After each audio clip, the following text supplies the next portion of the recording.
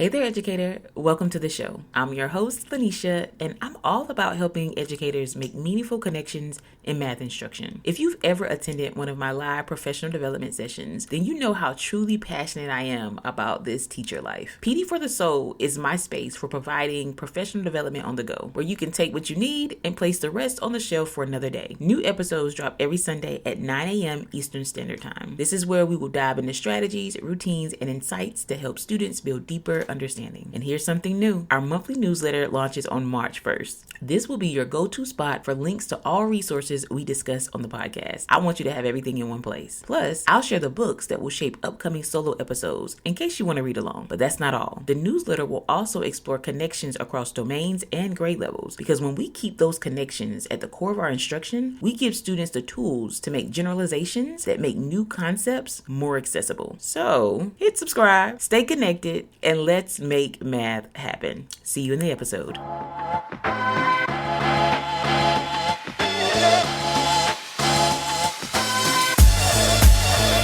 Welcome to PD for the Soul, the show where we dive into strategies that help teachers make math happen and maximize student success.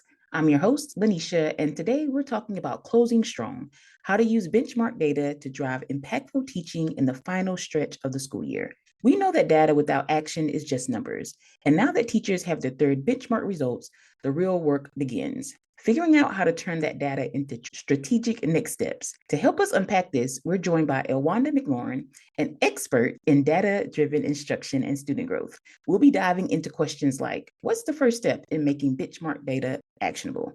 How can teachers pinpoint the most essential skills for these final weeks? What strategies ensure interventions are effective without overwhelming students? And most importantly, how can we close out the year strong while keeping students engaged and moving forward? If you're looking for practical, high-impact strategies to maximize student growth in the final stretch, this episode is for you. Welcome, Elwanda. Hi, good evening. Thank you for having me. Absolutely. Please share a little bit about your background with our listeners. Absolutely. So I'm coming to you from Fayetteville, North Carolina. I teach in a pretty large district, Cumberland County. I've been with our district for 14 years now. I had taught 7 years at Grace Creek Middle School, where I taught 7th grade. And then the last 7 years, I have worked at a Title I school, Spring Lake Middle School. And this year, I am teaching grades 6, 7, and 8. And I also have lots of opportunities in the district to support teachers just with my, not going to say expertise, but just my strategies and things that work for me in my classroom. It is definitely your expertise. Don't be modest, okay? You can toot your own horn. It's all good. I appreciate that. All right. So now that teachers have their third benchmark data and a clear picture of where students stand on grade level standards, what's the first step that you suggest in making that data actionable? It is ironic that you are asking me this question as I have been trying to look at my benchmark data today. And the first step is we got to make a plan. We have to make an actionable plan that we're going to be able to see and follow through for the rest of the 30 something school days before we take EOGs. And so when I'm thinking of an actionable plan, some things I want to consider are, what were some weak areas on that assessment that I need to review? Where are my low standards? Are these standards that we've already covered this year? Are they standards that we've not gotten to yet? I want to consider things like if I'm going to re-engage these standards whole group, or if I need to put my students into smaller groups. And if I'm going to use small group instruction, who's going to be in that group? What resources am I going to use? Do I need to break out manipulatives? So as we're analyzing our data, we need to be developing a plan that we can stick to while still covering the new standards that we still have to teach, but also maximizing our instructional time and re-engaging on those standards. It's a lot. It's a lot. Like you just said, we are sometimes teaching new content while also trying to re-engage on some older content. So you dropped a lot for us. We got to pay attention to our strengths as well as our opportunities, and we got to be as strategic as possible. So when you're looking at your benchmark data, how do you pinpoint the most essential skills that you want to focus on? Oh, that's a great question. So I like to utilize our achievement level descriptors, and I like to make sure that I am looking at our heavily weighted standards, especially, the students only get so much time on that assessment. And so I really want to make sure that they feel confident going into that assessment where they're going to see a lot of those questions for those heavily weighted standards. So that's going to be my big pinpoint, is looking at those standards, familiarizing myself with those standards, and then connecting back to your first question, tying that into my action plan to make sure that my students feel confident going into the final round at the end of the year. Yes, it's definitely the final round. It's a lot. It's a lot going on. I'm gonna just be honest with you. We get all this data and we've been assessing all year long. So some of these things aren't necessarily new to us. We're hoping that we're seeing some growth as we give this last benchmark of the year and work towards the EOG. But again, it's still a lot because you're going to have some students in some situations where there's still a lot for us to grow them. There are a lot of areas to grow them in. And you mentioned the heavily weighted standards. So I've talked with my teachers a lot about the big three for each grade level. And I'm always like, okay, y'all, what's our big three? Because, we have those top three that are really heavily weighted. And if you're focusing on those in sixth grade, it's going to pour over into seventh. And if you're focusing on those in seventh grade, it's going to do the same thing into eighth. And that's not to say we're teaching to the test, but it is to say that whatever those heavily weighted, the major works of the grade level is what Achieve the Core calls them. If we make sure that kids have a strong foundation in those areas, it's going to show up and help them perform at a high level in the next year. But my question is now, what strategies do you recommend for balancing that reteaching that you already mentioned, especially when some of those gaps might be critical, while also maintaining our pace with the remaining content? That is where my wheels are turning right now. You mentioned that we don't teach the test. Like, it would be so nice if we knew exactly how they were going to assess those students. So if I connect this with our essential skills too, I really like to dig deep into those standards and look at the variety of ways that students could be assessed on those particular standards. And then I'm going to spend that time with that exposure, exposing my students to those particular question types, because we got to have them prepared for anything. That's our job. We want them to be masters. What is our language? We want them to be proficient in these standards. Well, part of being proficient is we got to prepare them for anything. So when we're thinking about preparing and balancing those reteaching, those critical gaps where our students struggled on those standards, by keeping up with pace with our remaining content, I still think it's important to have a plan. Right now, my wheels are turning in regards to I still have things that I need to finish up and teach. But also, I've got this data that I'm ready to go back and re engage my students, because the more that they practice something, the more that they do something, the better that they're going to get at it. So, what I do in my classroom right now is I start every day with some warm up questions, some spiral review type questions on standards that students have already been exposed to. And when I'm engaging with these particular questions, we focus on the language of the question. We talk about the vocabulary. How do I know what to tell the calculator to do? How do I know how to set a problem up? What are some things to look for in a problem?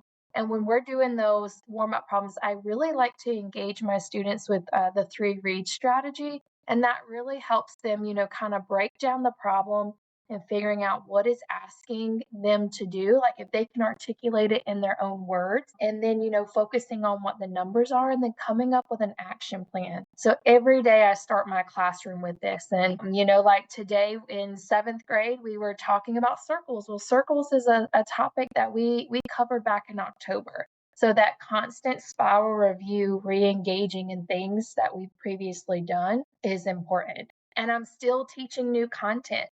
So as now that I have my benchmark data, I'm going to be balancing my time. Again, got to have a plan in place. I'm going to balance my time with teaching new content, but starting to kind of whole group to re-engage students on those standards that we were not proficient in. Thank you so much for that. As you were talking, I was looking up several things. I try to, as I'm having conversations with folks on the podcast, I try to find research that supports some of the things that we're talking about. And you're talking about spiraling. And I was listening to another podcast recently on Chalk and Talk. I love that podcast. And she had guest Justin Skycack, and he was talking about, I hope I pronounced his name correctly.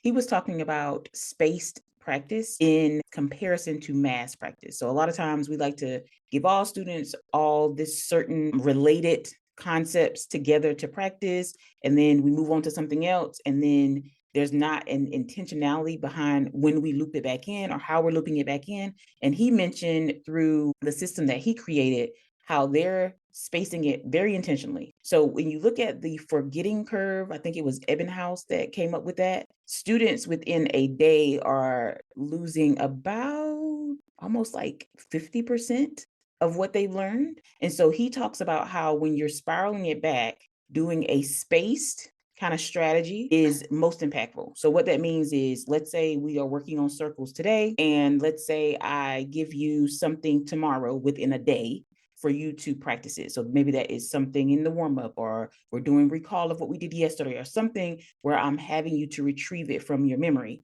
Then I'll do it again in 2 days, and then again in 4 days, and in 8 days. And he says it's kind of like this doubling pattern. And what happens is over time, the student is able to retrieve more and more and more, and it kind of builds their memory. So I kind of want to throw that out there just for people who are, again, they're strategizing right now.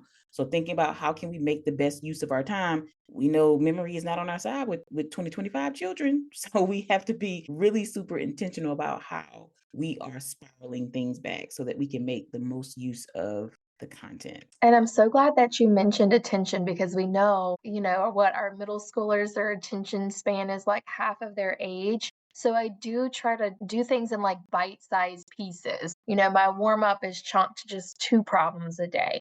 And then we're doing new content through, exploration and student-centered learning. And then at the end, I'm trying to still go back and hit on some standards that we need to re-engage on. But I try to do that in small pieces, small chunks of time. Thank you for adding that. That takes us right to my next question about how can we be targeted and effective without overwhelming our students and being redundant. So I think you're kind of hitting on that. So you have your format in your class. So tell us a little bit more about how that prevents your students from becoming overwhelmed. I believe in the power of a good old brain break too. So in my classroom, students are always up, they're moving, they're talking, they're collaborating. And I believe, I cannot remember, and I'm not going to quote the person, but students tend to retain more when there's movement involved. So I try to do a lot of that in my classroom as well, to where whatever we're learning that day, we can put a saying to or a movement, or the students just get up and find a new partner and recap a vocabulary word, or something of that nature, or maybe they're up and solving problems around the room. So I do believe in movement is good for their brain as they're retaining information. So by utilizing our data, I would encourage teachers like myself. I'm going back and analyzing all the benchmarks that we've done this year and seeing, okay, are my students growing, especially if I had a standard that maybe appeared on all 3 benchmarks or maybe just 1 or 2. So I'm looking at the progression of my student. So I'm making those comparisons. I am also throwing out the standards of content that we've not gotten to yet. And I'm going to come back and reassess that. Like if my students were in statistics and if they missed a question on box plots, I'm not going to harp so much on that right now because I need to go ahead and deliver that content. But I am going to come back and assess them again to see if they have become proficient on those standards we had not got to yet. Also, go ahead. No, I was just going to revoice that you were not taking it to heart if a student didn't do well on something that you hadn't taught yet. And I really want people who are listening to this to take this in, because there were several teachers who they knew that this was going to include everything. And they were like, oh, I just need to rush and cover all of the things because the kids are going to see it. Well, no, we don't, right?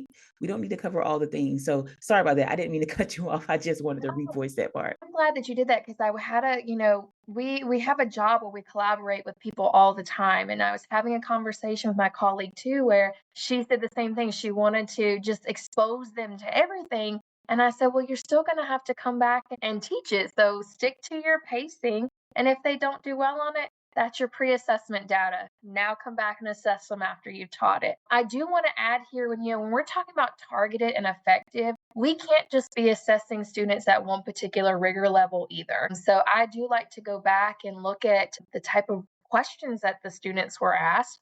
Are they a DOK 1? Are they a DOK 2? And giving them more exposure to that with still mentioning and tying in previous practices that I said before, 3 reads, focusing on vocabulary. I have a lot of students that know what to do, but they make simple mistakes with, typing in a number wrong in the calculator or forgetting how to do something on the calculator, or make simple computation mistakes like in our calculator active. So when I'm being targeted and effective, we're analyzing their work and having conversations and building their confidence. And I like to tailor my classroom to meet the needs of my students. And that's where my small groups and things tie in as well. Something that came to mind, we're talking about students making small errors, and you've mentioned several times now 3 reads. 3 reads, 3 reads, 3 reads. I cannot mention 3 reads enough because I feel like we have to get students to slow down. So often students are presented with a task statement, a word problem, whatever you want to call it, and they're looking straight for the numbers, they're pulling them out, and they're just clicking things in and seeing if an answer choice matches what they get in the calculator or whatever they calculate on their paper. And 3 reads really slows them down and forces them to think about, well, what is this problem about? What is countable or measurable about this situation? Now, let me think about what strategy I should use. So, thank you so much for mentioning that so many times because it's important. So, if you have not done 3 reads, I want you to try it. I'm going to make sure that I put in the show notes directions for how to use 3 reads. So, the next thing is you said you're having conversations with your students about the strategies that they have chosen to use on their test. You're looking specifically at what they've done so you can kind of meet them there. So, what role does student self assessment and their goal setting play in now closing out the year? That's a great question. I really, really try to hold my students accountable in the classroom. And when I am having these conversations, we always tie in their personal goals. The students set a goal at the beginning of the year. We revisited that goal in December, January timeframe. And now, once we get the score reports back for this final benchmark, we're going to, self reflect and see, are you meeting your goals? And if not, what can we do to help you get a little bit closer to accomplishing that goal? So when we're self-assessing and we're setting goals, it helps keeps me, the teacher, accountable, but it also helps hold my students accountable and keeping them on track and focus. If I have a student that is being silly, and I can go up to them and, say, hey, are your actions today going to set you up for success on that goal that you told me you wanted to accomplish? And, that kind of helps them accountable and self reflect in their actions. We are a student chooses not to do their work that day or doesn't try, is that going to help you, get to that goal that you set for yourself? So I do, when we're having these conversations, especially in small groups or one on one, we go back and refer to their goal setting sheets, and we compare, also tying in, and compare how they're progressing on their benchmarks. Did they grow? Did you maybe take a few steps back? We know this was a very long benchmark in comparison to what they'll see on their EOGs. And so we can talk about, their performance and then figure out themselves. I had conversations of, you saw the test, where did you struggle? And they're like, man, we really need to go back to number 13. I can't remember what it said, but please, can we go look at number 13? And so my students are being, really self reflective of, I really struggle with that. I want to know, how do you solve that problem? And things like that happen. Those type of conversations happen by building relationships, holding students accountable for their learning. When students have a relationship with you, number one, and two, when they know that you truly believe in them and their ability, I think that they start to, if they didn't already believe in themselves, I think they definitely start to believe in themselves as well. Like if you have somebody cheering for you, at some point you're gonna say, well, maybe I can do it. So I think having those data notebooks or something where the students are able to quickly reference where I am and how I'm doing, it just makes it so real. I remember whenever I was still teaching, I used to teach the kids how to read Master Connect. Like I wanted you to know what those colors meant. And now I'm going to give you access to something that would allow you to practice the areas that you need to practice. And so the students really enjoyed that because it kind of gave them choice of the things that they wanted to work on during a bell ring or independent practice. And that's what I wanted them to do because it wasn't all on me. I can't be the only person stressed out. I need for you to have a little stress too, buddy. I need you to be stressed just a little bit about where we're going as well. So, yes, 100% I agree with you. Now, thinking about some quick wins, what are some quick win strategies for students who are just below proficiency and need that extra push? I think we tend to call them those bubble students. So, what are some quick win strategies that you have? My biggest quick win strategy is going to be intentional time with me.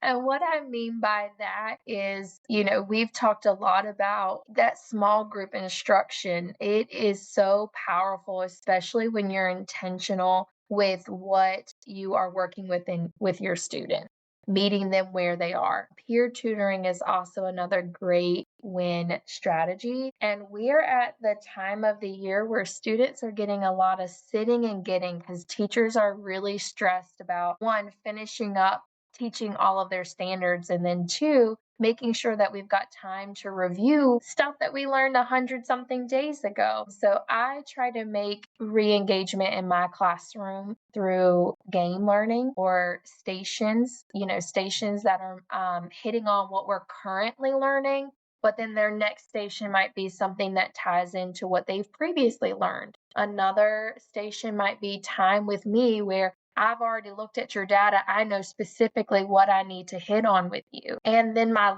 last quick win strategy is the power of the calculator, making sure my students are comfortable using whether it's the handheld calculator or that online calculator, because I try to tell them all the time, you don't have to do a lot of math sometimes. You just got to know how to tell this device what to do to get your answer. So my quick win strategies are definitely all about my students' needs, but I can't do these strategies if I don't know my students. I don't know what their data is telling me to do. I love that you are meeting the students kind of where they are and providing them the quick win that works best for them. And that whole calculator thing, that is chef's kiss. I went to a training that we had at System Wide. Like I kind of snuck in and saw some of the things that you guys were teaching using that calculator. I was like, wow.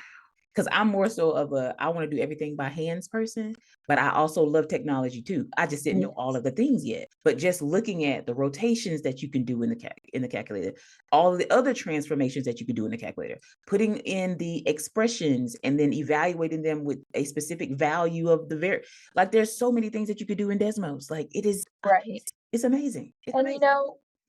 you're right. And we have some students who are never just going to be fluent in some of those skills without a calculator. When I'm at the store and I am trying to, which is the better deal, I'm not doing that math by hand, but I do know what to tell my calculator to do to help me figure out which is the better deal. And so I would be doing a disservice to my students if I didn't help give them those same type of strategies. And, tying back into our heavily weighted standards, a lot of our heavily weighted standards do come from calculator active type questions. And so I don't want to have a student feel defeated if they cannot change a fraction to a decimal or they cannot, struggle with rounding or something of that nature. But I can help them, get to answers with a device that where they could be more successful in a particular area. You just made me think of that. You can do rounding in there as well. There's a way that you can type that in. I saw one of my math one teachers doing it because he was teaching the kids how to put their, like if they were brain dumping, I guess you can say, but they were, I guess you can say brain dumping in an effort to like prepare themselves to put it in the calculator. So I can Right. just put this formula in here. I can put this rounding command in here. And then whatever I put in is just going to do it for me. I'm like, y'all are really something else. So again, like you said, if the kid is having challenges doing it mentally or by paper, if I can at least know how to work the calculator, now I have something that works to my advantage. That is powerful. It's powerful. It is. Okay, so now we've talked a lot about ways that you are communicating with your students, ways that you are creating your plans, ways that you're even thinking about combining teaching the new stuff with re-engaging the old stuff. Now, let's talk to the teachers about how we can use the small group instruction or the structured practice time to maximize growth based on the benchmark results. So what can they do in these small groups? So in these small groups, this is your opportunity to tie in manipulatives to help your students, develop their conceptual understanding of a problem. This is an opportunity to focus on vocabulary. When you were talking about that math one teacher that was showing their students how to round on the calculator, I did something very similar because a language and a problem, my students solved the problems correctly. There were two on a seventh grade benchmark. They solved them correctly, but they got them wrong because the question told them they wanted their answer rounded to the nearest tenths or as a whole number. And do you know how mad my students were? They were like, but I did all the math right. And I'm like, you're right. But it's also equally important that we're reading and internalizing what the question is asking us to do. So to maximize results, we got to have our students know how to read these type of questions and understand what the question is asking you to do. For instance, rounding to the nearest tenths. If that is in my warm up, I'm going to pause. I'm going to ask my students, what does rounding to the nearest tenths mean?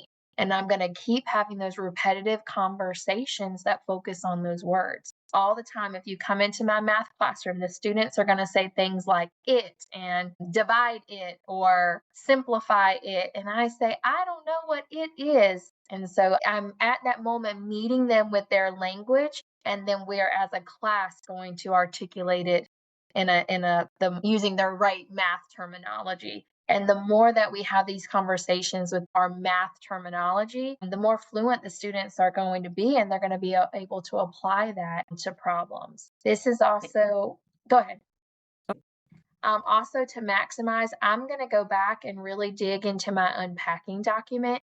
Like we already discussed earlier, we have no idea what questions they're going to ask on the EOG. We just have kind of a guide that can help us. So I'm going to go and analyze that unpacking document again and looking at previous assessment questions and constantly, well, I don't want to say constantly, quite often I am going to continue to re-engage my students with those type of questions and then reassess to see, right? Are we getting it? Is it a language problem? Is it a skill problem? And continue to work their way up to master those standards. Absolutely. So I want to let the listeners know one of the reasons why I invited Elwanda here is because she's doing amazing things in the classroom. She's always being highlighted, being asked to support other teachers or train other teachers, and the data speaks for all that she is doing in her classroom. So I wanted her to come on here and have this conversation with us because I knew that she would share something that we all could take away and use immediately in our classroom. So I'm going to ask you just one more question now, Wanda. If you had to sum up the main thing that the teachers need to do now with their students to truly engage them and get them to the finish line, what would that one thing be? That's going to be a two-part. That one thing is going to be one, know your standards, and two, develop a plan of how you are going to engage your students around those standards. So we've been hearing that word plan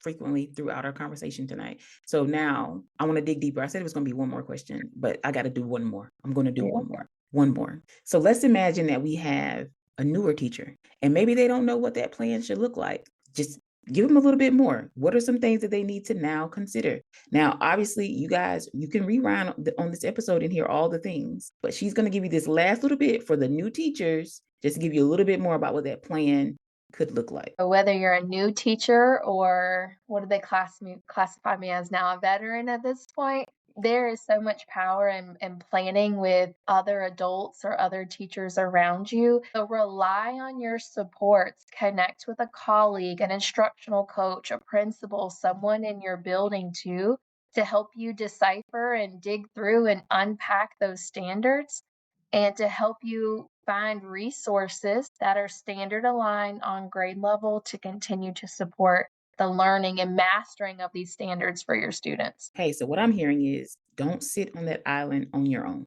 because you're not on your own. There are people out there who can support you. So if you're listening to this and you're like, okay, what do I do though? There's so many things, there's so many resources, there's so many standards. Like, I don't know where to start. Get with someone who has done it before, because I'm willing to bet you there is somebody around you who has done it and who is doing it. So connect with them, and come up with a plan together. Thank you so much, Elwanda. That was such a powerful conversation, and I hope that our listeners are walking away with clear, actionable strategies to help their students finish the year strong. Remember, data isn't about what's missing, it's about what's possible.